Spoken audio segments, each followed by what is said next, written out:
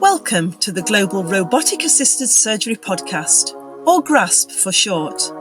We release weekly podcasts featuring insights from leading surgeons and other surgical professionals.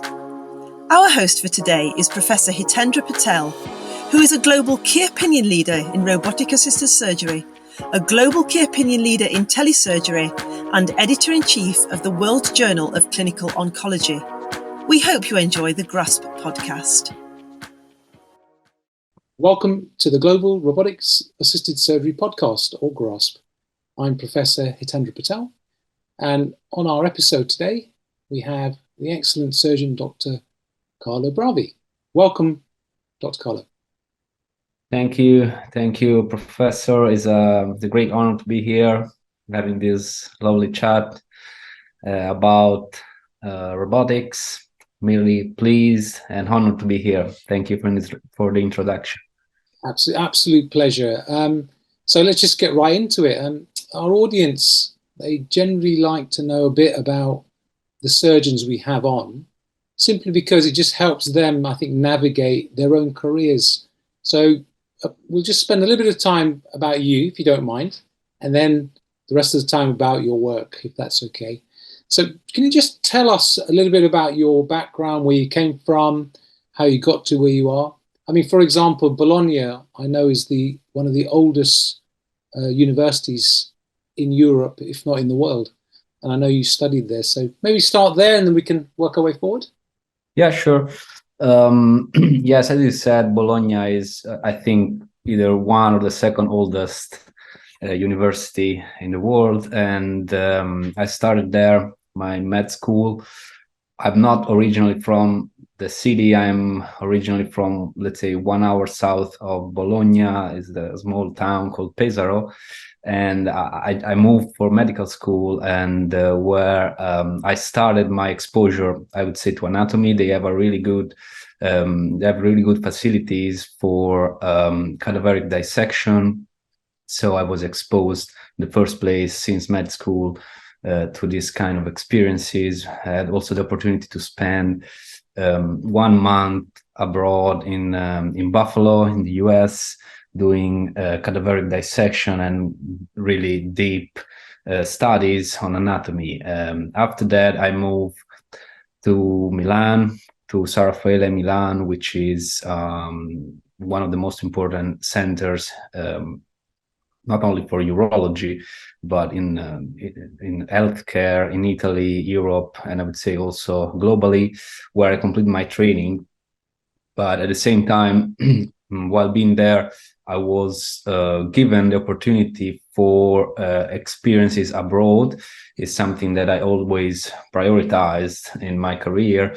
So I spent 1 year in New York City, doing a full research oriented fellowship in biostatistics and epidemiology under Dr. Vickers. And at the end of my training, I moved to Belgium, which comes in, let's say, which is the most probably interesting part of my career path with regards to robotics, as is one of the most important, you might have known already, training centers for robotic surgery, where basically I think it's not an understatement saying that most of, at least, urological surgeons have been trained there.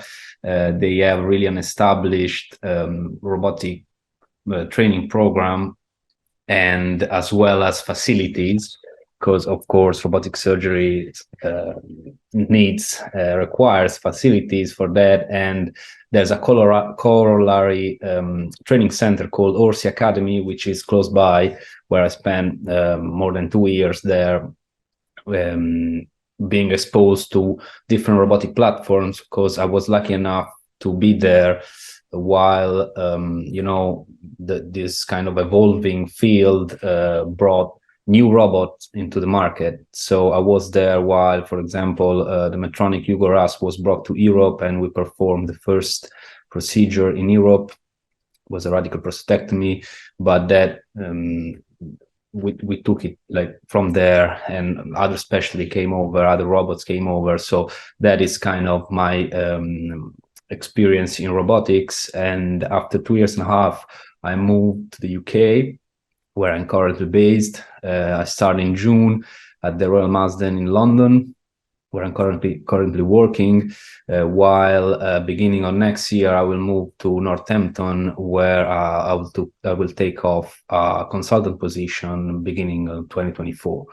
So wow. This is my my career is in a nutshell. Wow, amazing! You've got more stamps in your passport than I have, so you're doing pretty well, traveling a lot, and obviously gaining huge experience. Yeah, we'll come back to training and ORSI, because I know you were one of the directors there for training, I believe. And but just if we just step back a second, in your training yourself for surgery and for robotics, how easy was that for you to find your training? Did you have to travel because it was difficult to find training, or what happened with training for you, first of all? Well, what happened for me is it might not be taken as the average experience an Italian resident might have. Of course, there are a lot of factors involved. For example, I was lucky enough to be trained in a center where fellowships and, let's say, sending people abroad was already established. So San Raffaele Hospital and Department of Urology as let's say open channels with a lot of different institutions. So once I kind of express my preference to be sent abroad and to learn robotics, which was my intention and my what I wanted to do, the channel was already there. There was another guy before me, so I just took over. So for me, it was kind of already an open path. At the same time, at least in urology, there are several different opportunities you may take. Is usually a word of mouth kind of thing, where you have different facilities and different hospitals offering fellowships, which are of different kinds. And if you want, we can take a look at it as well. But is usually is all goes down to what you want to do, and I believe fellowship are welcome everywhere. So if you really want to do it, and you can fight for it, and you can find the right training for you, I believe. Yeah, no, very good point. I think things are more structured now from what you're describing compared to a few years ago. And San Raffaele is, as you said, one of the flagship hospitals in the world for more than just surgery. I know the Masters in Health Administration was another big thing. They worked with Seattle. So yeah, I've actually been there, I know it well. Francesco Montorsi, I would call a very good friend. So yeah, no, amazing place, and you had an amazing experience there. If I take you slightly forward now to Belgium, because the EAU have an accredited fellowship program certification, which I believe you were either involved with, or you certainly delivered that, didn't you? Can you tell us a bit about that so the audience knows what that is? Sure. I think, and you're referring to the CC-ERUS, which stands for the Certified Curriculum by the EAU Robotic Urology Society, which is our society of robotic surgery founded by Alex Motry, which is the chairman of OLV Hospital and CEO of ORSI Academy. Was founded in 2007, and after 5 or 6 years was kind of brought into the bigger EAU umbrella. So is now a society part of the EAU officially.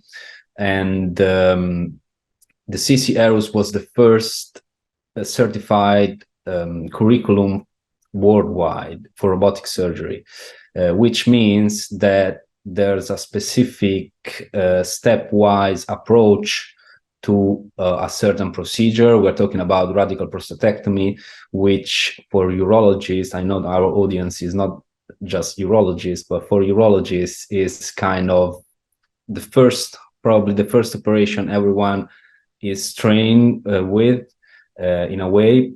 So this brings you on a step-by-step manner into the operation. So you have is a 12-month period where the first you will start with a course in training facilities.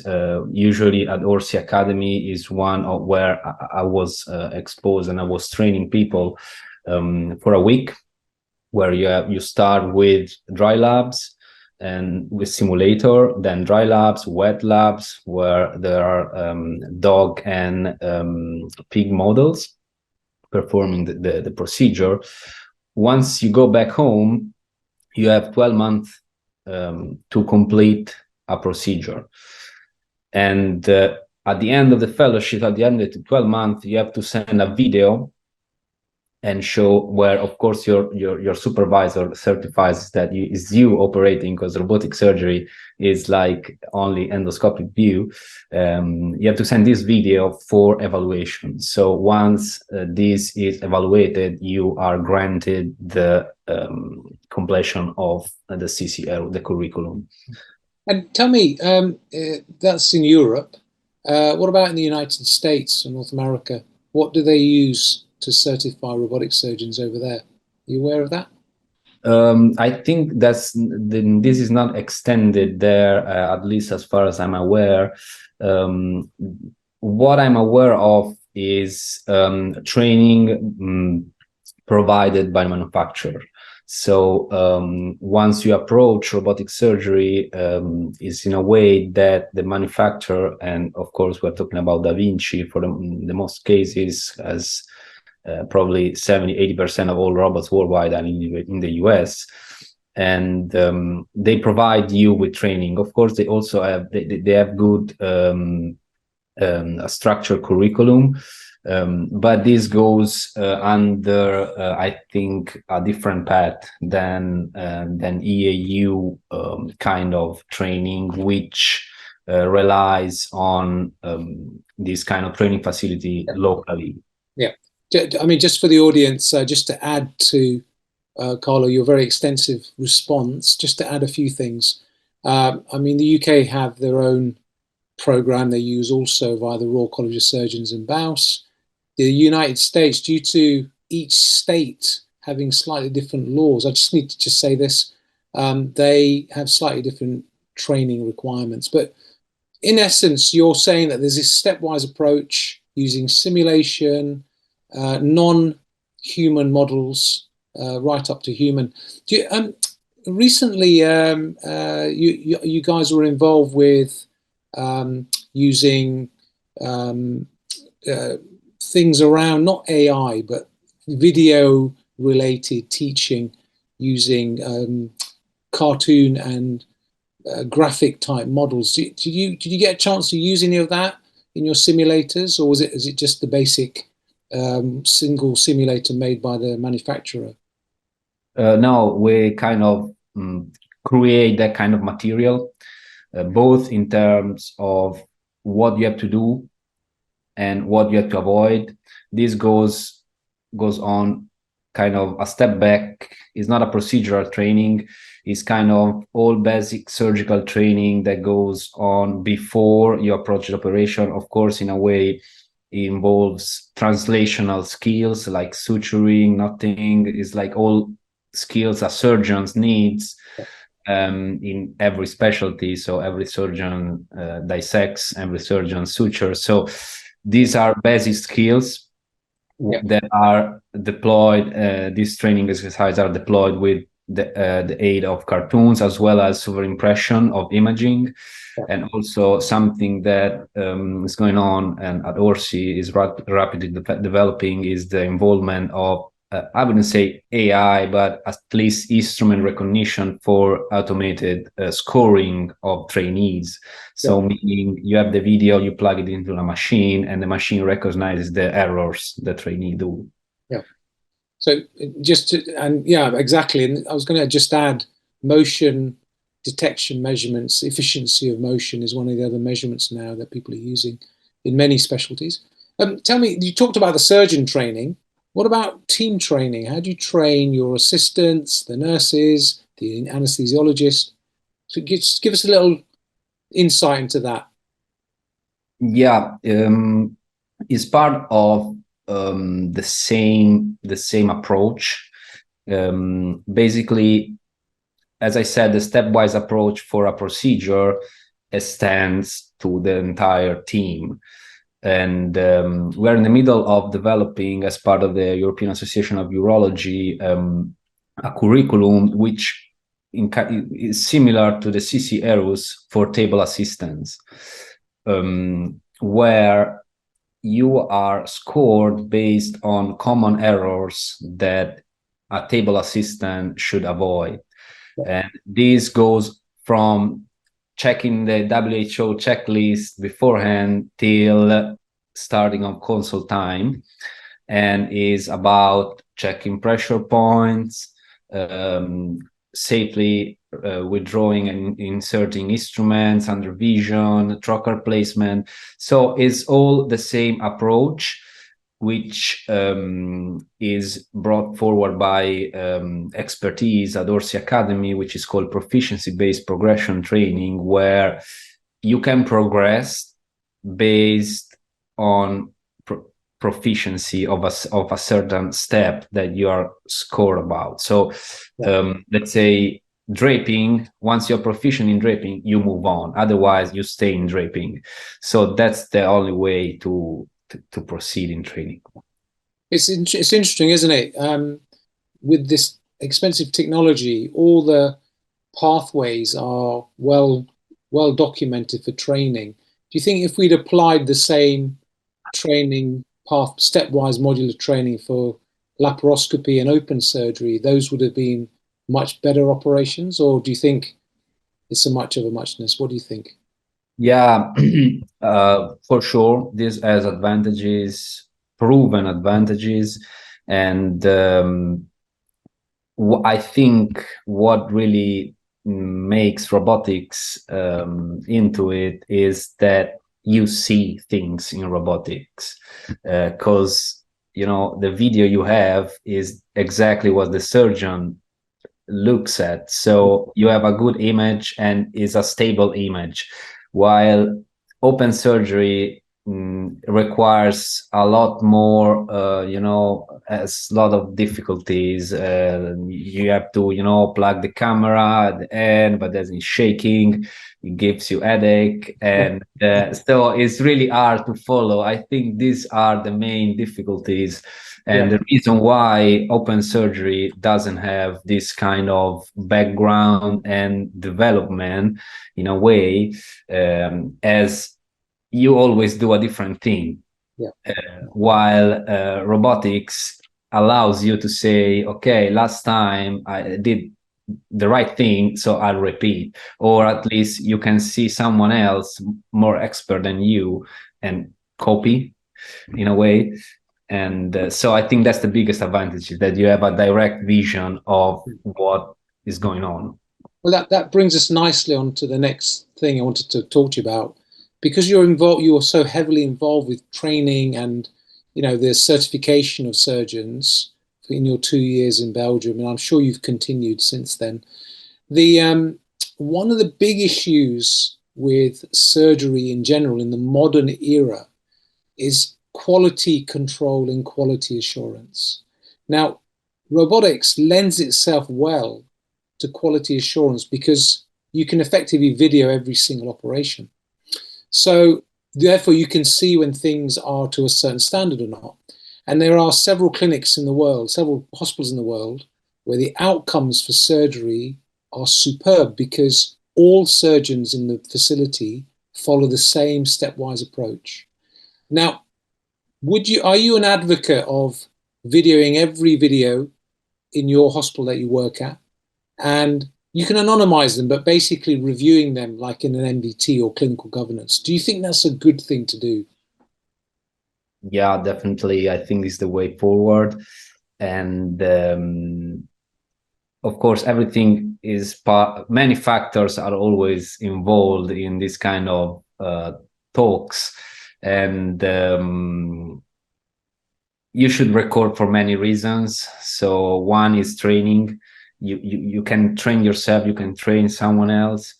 Second, and I would say is important as well, is legal issues, where there's nothing better than having directly a video of what happened, and this goes on for a lot of potential problems. Let's say I've been told about like stories going on of a patient that something happened, and then it went someone else saying, "Oh no, they did something that was not true." So you can bring the video and show exactly what happened. At the same time, I think one of the most important thing is that you as surgeon can train yourself, saying you have a positive margin. This is what I think everyone does. You have a positive margin, you go back to the video and see what happens. Unless you have a really good memory, you cannot do that on open operation. Well, let me put, this is an interesting area. I'll tell you why. Because there are a number of insurance companies, indemnity companies, looking to lower your premium or payment as a surgeon if you log your videos. So it's a bit like driving a car with a camera. If you drive a car with a camera and you show you're a safe driver, your insurance premium goes down. That's what happens in the UK with some companies. Do you think we can apply that model to surgeons, to surgery with robotics? Yeah, I see this as a completely possible scenario, and then of course you need a driver for things to change. 90% of times is money. So if you're given the chance to pay a lower premium if you log your videos, I can see people and surgeons doing it.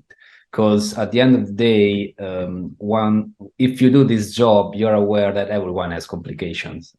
Things can go wrong. No one is, a superhero. So you just have to, stay with it. There's nothing you can do. Maybe sometimes you do things perfectly and things go wrong. The other time, the next day, you're not sure, but things go brilliantly. So it's really, you cannot tell. And I think a video helps everyone, and is surely information that can be used. Yeah. Well, Carlo, you are a superhero, right? So, there is one on this call here today. No. You can be one. So that's a very honest stance you've given, and I think useful actually, because people are talking about this, because with companies like NVIDIA and other massive companies that deal with video, they're all talking about this in other sectors. So surgery's a natural one with this. In fact, any procedural area, so it could be interventional cardiology, interventional radiology, anything where there's intervention involved.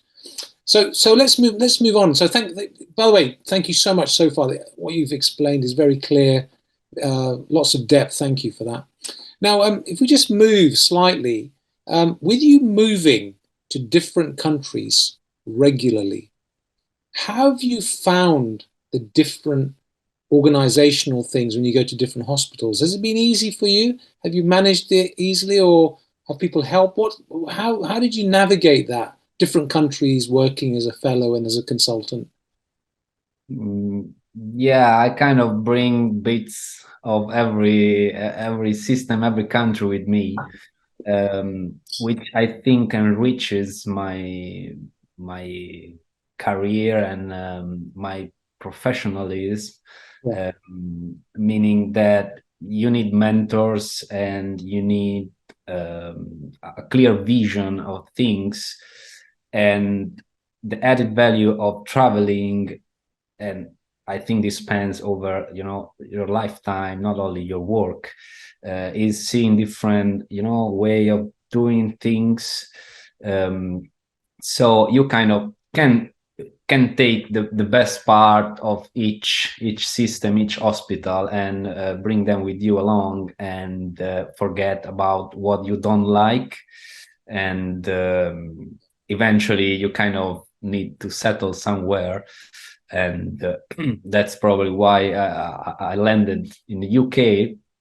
Yeah. But I still use expertise and mentor, like things my mentor taught me in my everyday practice, and I think this like drives me. Okay. Well, I think one of the things is travel to learn is not a bad way to learn. So in the last few minutes, then our audience love to know something slightly different about you, and that is when you're not operating with the robot, when you're not working, what do you do to relax and look after yourself? Yeah, I have a small daughter, so I look after her. She's one now, so it's like tough times. No, Tough times. yeah, no, she's really nice. She let us sleep at night, so that's my main involvement right now, I would say. Yeah. Apart from that, I'm really relaxed by reading, so I try as much as I can to read books. Yeah. I'm a fan of paper books, so this is kind of the way I try to relax when I'm not working. And you are obviously from Italy, so how about the wine? You're not a wine drinker? Yeah, also I like it. I'll try to, get the right one, the good ones, where I live, but they're usually now is like it's quite easy to to get the good bottles. So depending on the city, yeah, in the season, I'll try to maybe red wine in winter is more is warmer, and some bubbles in the summer. But anyway, yeah, I shall invite you again to talk about wine on another day. Okay. Yeah, exactly. Next podcast. That sounds like a great podcast. But listen, Dr. Carlo Bravi, it's been an absolute pleasure to have you on the show today. I'm sure the audience has enjoyed it as much as I have. And I wish you all the success in your new job up in Northampton. And I'm sure we'll have you back on in the near future. Dr. Carlo Bravi, it's been a pleasure. Thank you. Thank you very much for the invitation. Real pleasure for me.